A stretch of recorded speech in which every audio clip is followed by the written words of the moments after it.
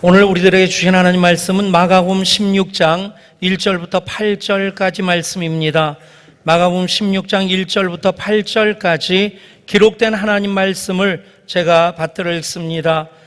안식일이 지남에 막달라 마리아와 야고보의 어머니 마리아와 또 살로메가 가서 예수께 바르기 위하여 향품을 사다 두었다가 안식 후 첫날 매우 일찍이 해도 들 때에 그 무덤으로 가며 서로 말하되 누가 우리를 위하여 무덤 문에서 돌을 굴려 주리요 하더니 눈을 들어본즉 벌써 돌이 굴려져 있는데 그 돌이 심히 크더라. 무덤에 들어가서 흰 옷을 입은 한 청년이 우편에 앉은 것을 보고 놀라매 청년이 이르되 놀라지 말라. 너희가 십자가에 못 박히신 나사렛 예수를 찾는구나. 그가 살아나셨고 여기 계시지 아니하니라. 보라, 그를 두었던 곳이니라. 가서 그의 제자들과 베드로에게 이르기를 예수께서 너희보다 먼저 갈릴리로 가시나니 전에 너희에게 말씀하신 대로 너희가 거기서 배우리라 하라 하는지라. 여자들이 몹시 놀라 떨며 나와 무덤에서 도망하고 무서워하여 아무에게 아무 말도 하지 못하더라. 아멘. 하버드대학의 생물학자인 윌슨 교수가 개미들을 관찰하다가 재미있는 실험을 하게 됩니다. 개미들이 집단 생활을 하는데 개미들 나름대로 창고가 있고 또 새끼들을 알을 모아서 알을 키우는 데도 있고 영왕의 집도 있고, 그런데 또 한 곳은 소위 개미 공동묘지가 있더랍니다. 그 개미가 죽은 개미는 다른 일꾼 개미들이 다 물어다가 그쪽에 갖다 놓는데 그 죽은 개미들을 관찰하다가 그 몸에서 올레산이라고 하는 특별한 물질이 분비되는 것을 알게 되었습니다. 그래서 그 죽은 개미에게 나오는 그 올레산을 추출을 해서 살아있는 개미한테 이렇게 발라봤답니다. 그 올레산, 죽은 개미에서 나오는 그 냄새를 살아있는 개미한테 묻히니까 주위에 있던 일개미들이 우르르 몰려가지고는 살아있는 개미를 질질 끌고는 공동묘지에 갖다 넣더라는 거예요. 살아있으니까 빌빌 기어나와서 다시 자기 집으로 오면 또 다른 일개미들이 몰려들어가지고 그 개미를 끌어가더라는 거죠.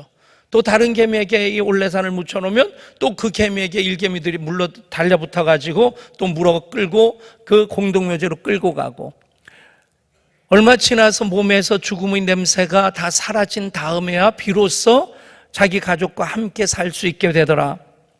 여러분, 세상 보면 곳곳에 죽음의 냄새가 묻어 있음을 보게 됩니다. 그것 때문에 사람들이 절망하고 근심하고 거기에 휩싸여서 소망 없는 삶을 살게 됩니다. 그러나 여러분, 예수 부활하셨기에 예수님 우리와 함께 하실 때 그 부활의 생명이 우리 속에 있을 때 죽음의 냄새는 사라지고 예수 향기로 부활의 능력으로 가득 차게 될 줄 믿습니다. 오늘 말씀 보면 예수님의 무덤을 향해 올라가던 여인들, 막달라 마리아와 또 다른 마리아와 그 세베대의 그 어머니 등등이 그렇게 가면서 서로 걱정하며 주고받은 말이 있었습니다. 무슨 얘기입니까? 누가 우리를 위하여 돌을 굴려 주리요. 심히 큰 돌이 예수님 무덤을 인봉했는데 그들이 가는 목적은 무엇입니까? 예수님의 시신에 향품이라도 발라드리고자 하는 그 애틋한 마음으로 마지막 세상을 떠나시는 예수님을 향한 그 사랑의 표현으로 그렇게 향품을 준비해서 올라가는데, 문제는 그 돌을 누가 굴려줄까? 그 걱정으로 그래도 포기할 수 없어서 올라가댔는데 문득 눈을 들어볼 때에 이미 그 돌이 굴려져 있는 것을 보게 됩니다. 그 돌이 심히 컸습니다. 여러분, 이 말씀이 예수님의 부활을 증거하는 말씀일 뿐 아니라 부활의 생명으로 살아가는 자들에게 우리 주님께서 어떤 일을 해주실지를 가르쳐 주시는 말씀이기도 합니다. 저마다 인생의 문제들 속에 살아가고 있습니다. 그 문제를 간단하게 수학 공식 대입하듯이 풀어낼 수 있는 문제가 있는가 하면 온갖 노력을 다 경주한다 할지라도 노심초사하면서 머리를 그렇게 감싸고 고민한다 할지라도 풀리지 않는 그런 문제들이 있습니다. 그것을 우리가 굴려야 될 돌이라고 생각할 수 있을 것입니다. 그 돌을 굴려야만이 우리가 목적한 바로 나갈 수 있는데, 우리가 더 행복한 삶을 살 수 있겠는데, 그런데 그 돌을 굴릴 힘이 없다는 것입니다. 개개인의 문제만이 아닙니다. 모든 인간이 공통적으로 많은 문제 속에서 문제에 휩싸여서 누가 우리를 위하여 이 돌을 굴려줄까 그 고민하며 삽니다. 여러 철학자들이 그 인생의 문제들, 굴려야 될 돌에 대해서 나름대로 그것이 무엇이냐, 사르트르는 그것을 벽이라고 표현을 하고 알베르 까미는 부조리라고 얘기를 합니다. 하이데거는 그것을 절망이라고 얘기를 하고 있고, 게르케고르는 죽음에 이르는 병으로서의 절망을 얘기합니다. 여러분, 나름대로 철학자들이 그 굴려야 될 돌이 벽이라고 아니면 부조리라고 절망이라고 죽음에 이르는 병이라고 그런 표현을 하지만, 답을 어떻게 냈든 간에 정의가 무엇이든 상관없이 인간에게의 궁극적인 문제는 그 돌을 굴릴 힘이 없다는 것입니다. 문제를 해결할 능력이 없다는 것입니다. 우리가 굴려야 될 돌이 무엇입니까? 예수님이 이미 굴려버리신 돌들이 무엇입니까? 예수님 부활하심으로 잠자는 자들의 첫 열매가 되시고, 그리고 예수 부활을 믿는 모든 사람들, 예수님과 더불어 다시 살아 영원한 하나님 나라에 그리스도와 더불어 상속자 되게 하신 것이 예수 부활을 통해서 하나님께서 성취하신 약속인 것을 믿으시기를 바랍니다. 춘천에 한마음교회라고 있습니다. 그냥 교회 중에 한 교회일 수 있겠는데, 그 교회 목사님의 목회는 오직 한 가지 부활의 메시지만을 강조해서 전합니다. 대부분 교회가, 우리 교회도 마찬가지지만 예수님 3년 동안 행하신, 예수님을 통해서 이루신 하나님의 구원의 역사, 그것을 교회력이라고 얘기하죠. 대림절을 통해서 성탄절을 준비하고 성탄절 맞이하고, 그리고 이방인의 빛으로서 그렇게 그 동방의 박사들이 무릎 꿇어 경배하고 황금과 유황과 몰약을 드린 그 주연절을 거쳐서 사순절과 부활절로, 그리고 부활절 이후에 오순절 성령 강림 사건으로 교회가 탄생되고 오순절 절기를 지키는 것으로 1년이 계속 이렇게 반복되어집니다. 그것을 교회력이라고 하고, 바로 그 교회력을 통해서 예수 그리스도를 통해서 이루신 하나님의 구원의 역사를 우리는 다시 우리 그 삶 속에 채우는 그런 시간을 갖게 됩니다. 일반적으로 교회력을 중심으로 해서 이 메시지라든가 교회 행사들이 이렇게 진행되어지는데, 이 한마음교회는 오직 부활만을 얘기를 합니다. 제가 교사를 하다가 뒤늦게 예수를 믿고 목사가 돼서 많은 교인들 예수를 믿는데 왜 변화가 되지 아니할까? 그 답을 부활에서 찾은 거죠. 부활을 제대로 믿으면, 부활의 생명이 그 속에 있으면 모든 문제가 해결되어진다. 아멘. 여러분, 유튜브 같은 데서 검색하면 그 한마음교회, 특별히 CBS 어메이징 그레이스라고 하는 그 프로그램을 통해서 그 교회 교우들의 많은 간증들이 이렇게 알려졌습니다. 정말 많은 문제들 때문에 세상에 희망이 없었던 사람인데, 예수 부활의 그 복음 듣고 예수 부활의 생명으로 살아갈 때 모든 문제가 다 해결되어진다. 그들이 해결할 수 없었던 인생의 크고 무거운 돌들이 다 굴러가 버리는 역사가 있었습니다. 여러분, 부활의 신앙으로 부활을 예배하며 부활의 그 찬양을 노래할 때에 우리 모두에게 당면한 문제들, 그것이 우리 힘으로 해결할 수 없는 그 어떤 종류의 돌이든지 다 굴러가는 역사가 될 줄 믿습니다. 인생이 굴려야 되는데 굴리지 못하는 돌이 무엇입니까? 예수님이 부활하심으로 굴려주신 그 돌이 무엇입니까? 그 첫 번째는 고난의 돌입니다. 인생 살면서 고난당하지 않는 사람이 없습니다. 오죽하면 불교에서는 인생살이 전체를 고해라고 얘기하겠습니까? 고난의 바다에서 그냥 살아가는 것이 그것이 인생이다. 여러분, 성경은 그 고난이 바로 아담과 하와가 죄를 지은 이후로 하나님과의 관계가 단절된 이후로 생겨진 것이라고 말씀합니다. 그런데 또 때때로는 하나님께서 주시는 고난도 있습니다. 은혜를 위해서, 은혜 받게 하기 위해서 더 성장하도록 그 과정을 통해서 하나님을 향해 다가오도록 그렇게 고난을 주실 때도 있죠. 그런 고난의 과정을 통해서 우리는 욥과 같은 고백을 하게 됩니다. 내가 가는 길을 그가 아시나니 그가 나를 단련하신 후에는 내가 순금같이 되어 나오리라. 여러분, 사실 그 고난의 이유가 무엇이든지 간에 우리가 고난의 그 과정 속에서 욥과 같은 이 고백을 해야 될 줄 믿습니다. 그가 나를 아시나니 그가 나를 단련하신 후에는 내가 순금같이 되어 나오리라. 아멘.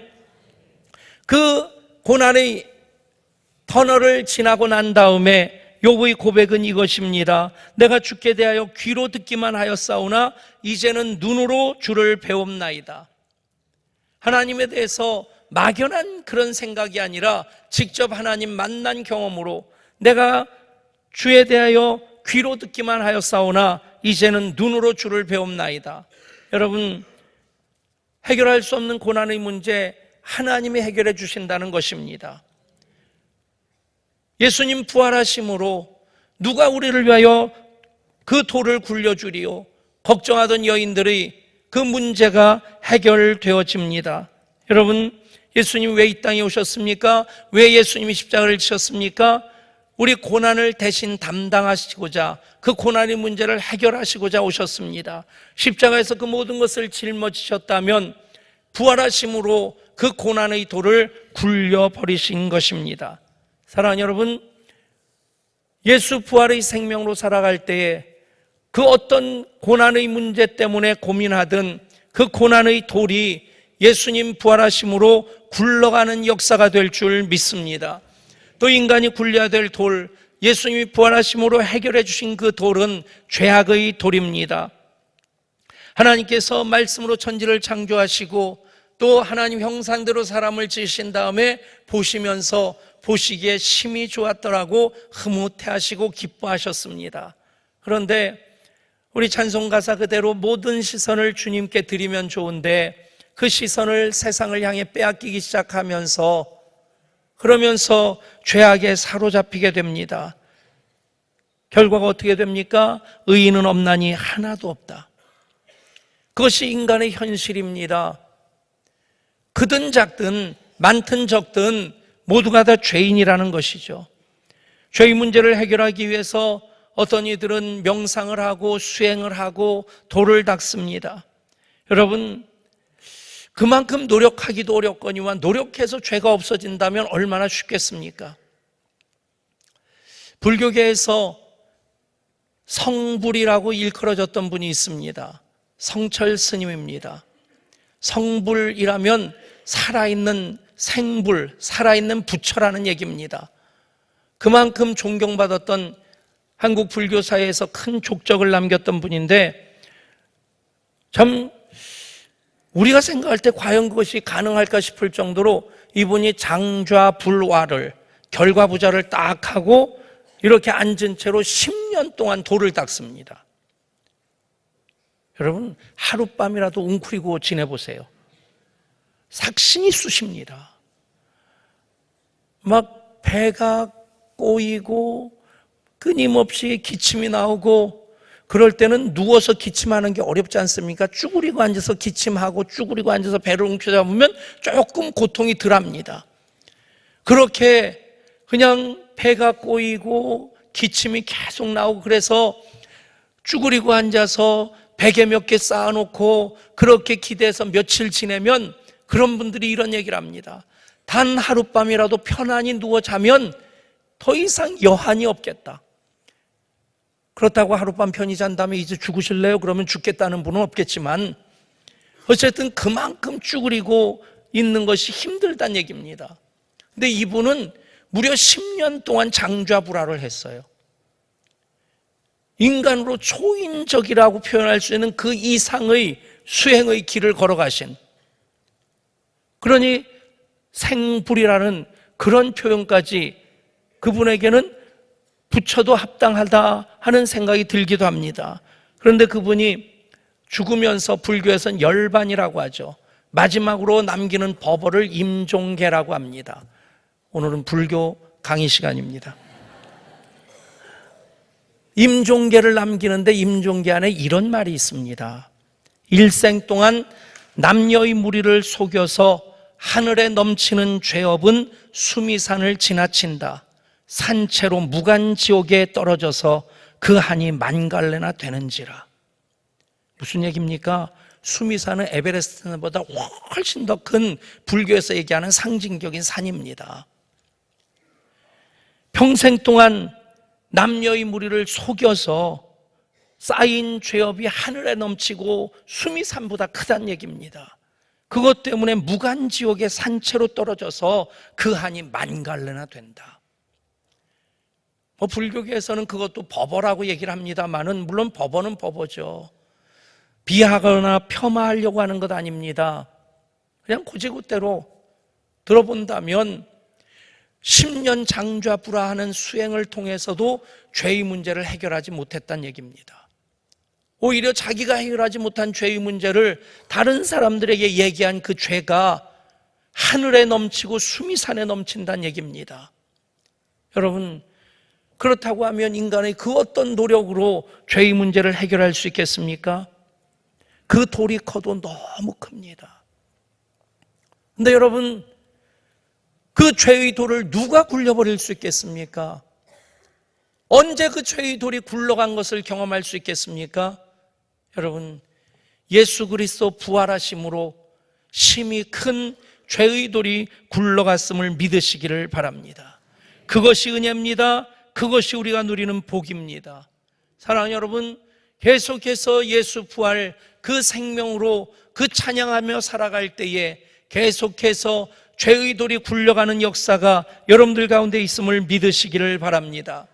사망의 돌을 사람들이 굴리지 못해 힘들어합니다. 그런데 예수님께서 부활하심으로 잠자는 자들이 첫 열매가 되셨습니다. 예수 부활, 내 부활이 될 때 해결할 수 없는 이 사망의 돌, 죽음의 돌을 우리는 굴려버릴 수 있게 됩니다. 인류 역사 가운데 죽음의 문제를 해결하기 위해서 수많은 제왕들 온갖 노력을 다 기울였습니다만 무덤 안에 뉘일 수밖에 없었습니다. 진시황이 불로초 불사액을 구하기 위해 그렇게 사방으로 동자들을 보냈지만 결국에 그 진시황의 무덤, 지하 무덤에 갇혔을 뿐입니다.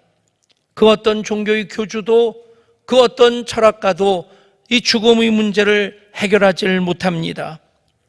여러분, 사람이 죽을 때 요즘은 그런 장면 못 봅니다만 상여를 메고 나가면서 부르는 노래를 만가라고 합니다. 그 만가 가사를 보면 이런 내용입니다. 이제 가면 언제 오나 영영 다시 못 오리라. 소단에 익은 팥이 싹이 틀 때 다시 오랴. 소반 위에 삶은 닭이 날개 칠 때 다시 오랴. 한 번 가고 못 오는 길 어이 설지 아니하랴. 북망산 마지막 길 내가 서러워하노라. 여러분, 해결할 수 없는 죽음의 길, 마지막 망자를 보내면서 이제 가면 언제 오나 여러분, 해결할 수 없어서 그냥 상여 메고 나갈 때 부르는 노래, 사실 맞는 말 아닙니까? 부르면서도 허무해집니다. 부르면서도 공허해집니다. 그 만가를 부르면서 마음이 시원해지겠습니까? 삶의 구름이 걷히겠습니까? 허무에 더 깊이 빠질 뿐입니다. 더 공허함에 몸부림칠 뿐입니다.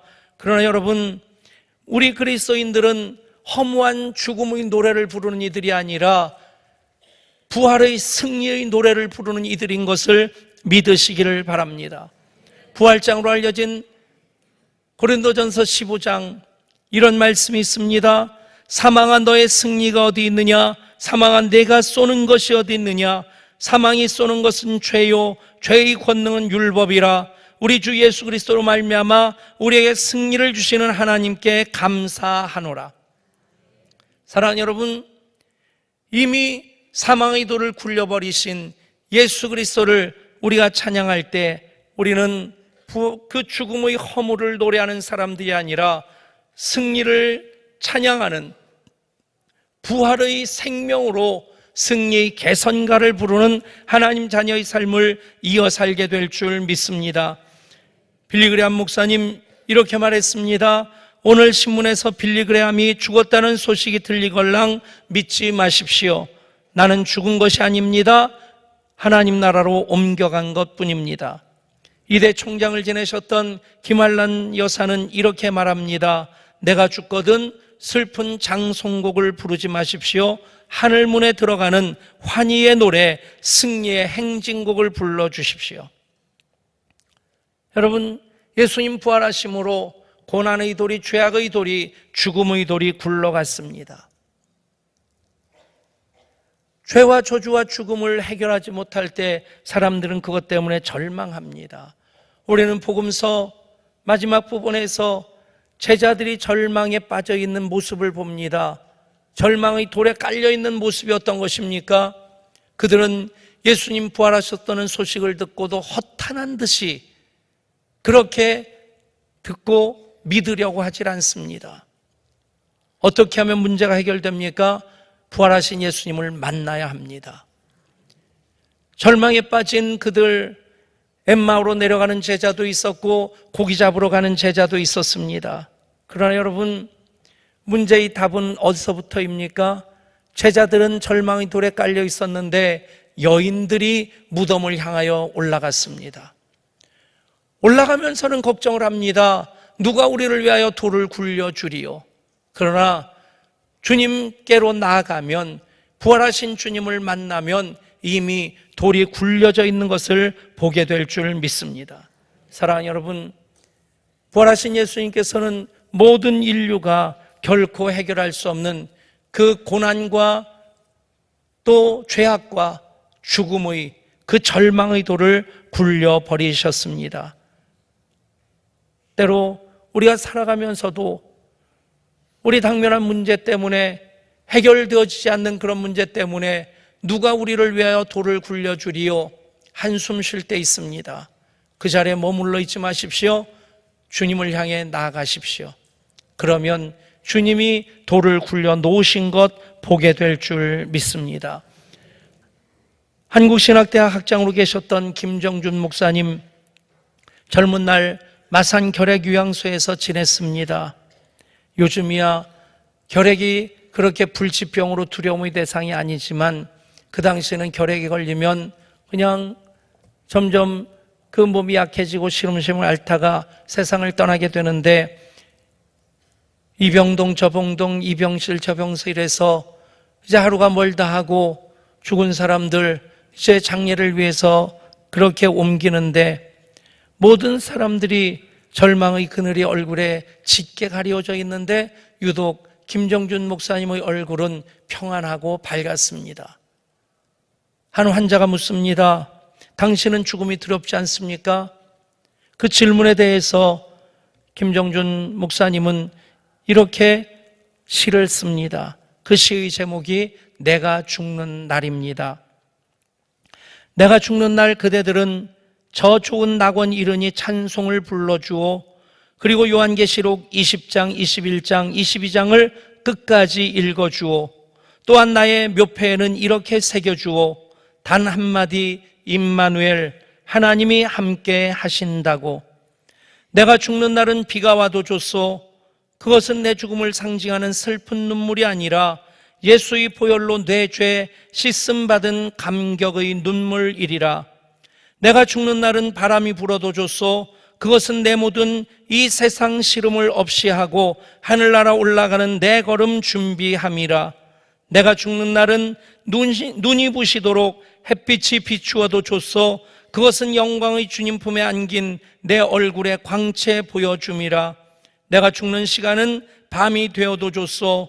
캄캄한 하늘이 내 죽음이라면 거기 빛나는 별의 광채는 새 하늘에 옮겨진 내 눈동자이리라. 오, 내가 죽는 날, 나를 완전히 주님의 것으로 부르시는 날, 나는 오히려 이 날이 오기를 기다리노라.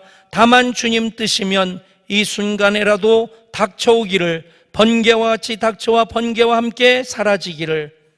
그 다음은 내게 묻지 말아다오. 내가 옮겨간 그 나라에서만 내 소식 알 수 있을 터이니, 거기서만 내 얼굴 볼 수 있을 터이니. 예수 부활의 생명으로 살아가는 이들만이 부를 수 있는 노래입니다. 묻습니다. 여러분은 돌문에 갇혀서 죽음을 노래하는 사람입니까? 아니면 예수 부활의 생명으로 승리의 개선가를 부르며 돌을 옮겨 놓으신 예수님을 높여 찬양하는 이들입니까? 누가 돌을 굴려주리요? 근심할지라도 예수님을 향해 나아갈 때 부활하신 예수님 심히 큰 그 돌, 고난과 죽음과 죄와 절망의 돌을 굴려버리셨습니다. 그것이 부활의 생명으로 살아가는 우리들에게 주신 은혜와 복인 것을 믿으시기를 바랍니다. 하나님, 잠자는 자들 가운데서 우리 주님 다시 일으키시사 잠자는 자들이 첫 열매로 삼으셨습니다. 주님 부활하셨기에 우리 부활하신 주님을 소리 높여 찬양하며 경배합니다. 그 가운데 우리가 굴릴 수 없는 돌들, 우리로 근심하게 하는 모든 돌들이 부활하신 예수님으로 말미암아 다 굴러간 것 보게 하여 주시옵소서. 그 은혜의 역사를 우리 가운데 나타내 보여 주옵소서. 우리 주 예수 그리스도 이름으로 간절히 기도드리옵나이다. 아멘.